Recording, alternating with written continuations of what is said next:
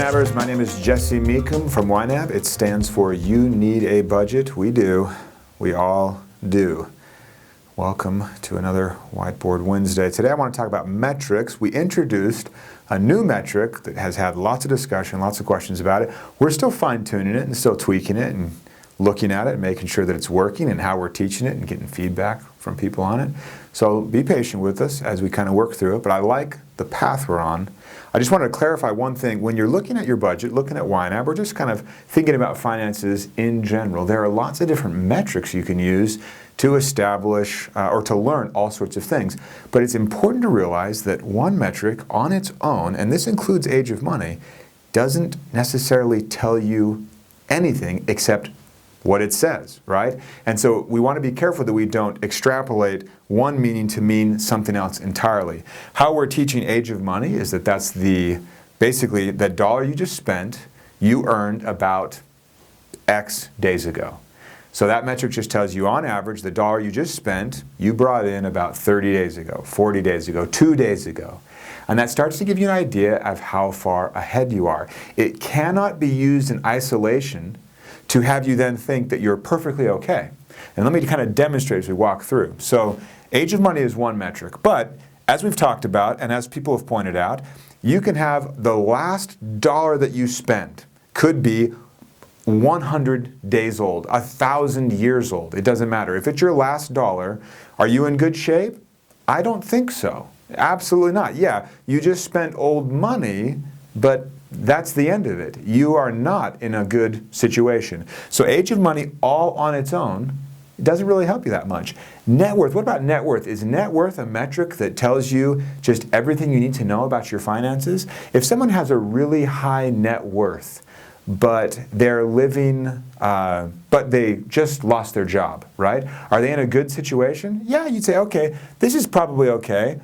What about a big net worth and you're exposed to a lot of financial risk, right? Does that mean that net worth is, maybe you're okay, but there are a lot of people that have had really high net worths, but they've been exposed to lots of external risk. And that's something else you would look into. So net worth on its own, just in a vacuum, isn't necessarily the best indicator. You could have someone that has a great net worth, but is really highly leveraged and is exposing themselves to a lot of external financial risk, or other risks, actually. A burn rate would be good. Like you could say, well, I have a really slow burn rate. So on average, my spending, it ends up being, it takes me 2 months to burn through a paycheck. Okay, that's pretty good, right? But what if you only make money every 2 months, right? Then that's actually not that great. If you're a student, you might have a 9-month burn rate. You might earn $10,000 over the summer, and then you're required to have that money slowly burn over the next 9 months while you don't work and just crunch it for school, right? So in that instance, the burn rate being 9 months, that is impressive. That is very impressive. But does it mean that you're financially secure, that you're financially stable? It just means you're a student and you're living off of summer earnings. So burn rate all on its own can't really mean that much. We know that income can't necessarily mean that much. You've got a high roller 6-figure earner and they spend every dime, it doesn't really work much. It's kind of when their burn rate is bad and their income is high, things aren't that great for them. The Millionaire Next Door, one of my favorite books, low net worth, high income, it's not necessarily that great. So just income on its own isn't necessarily that great. What about savings rate? What if you're saving 50% of your income? That's pretty impressive. And I'd be hard-pressed to say, oh gosh, you're not in a really good situation. But again, what if your savings are really, really low?